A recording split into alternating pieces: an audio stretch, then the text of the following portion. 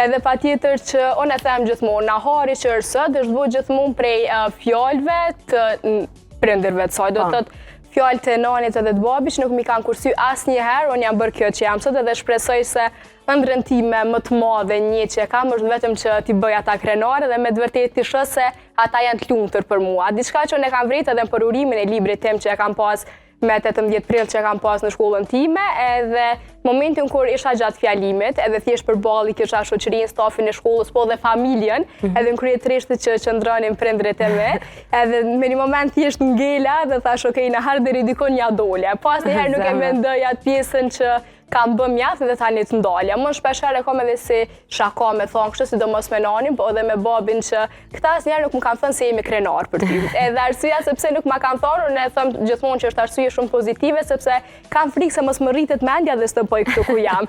Edhe kur përfundoi gjithë përurimi, gjithë organizime dhe fillu me familjar duke bisedu se si shkoj, se si ishin mendimet e tyre sa përket përurimet, edhe ju tash është hala, a do të me bu hala diçka më shumë, është bolla ju. Absolutisht që dush me bu hala. Por a din kur i bën prind krenar, se jam prind vet, kur ti je lumtur.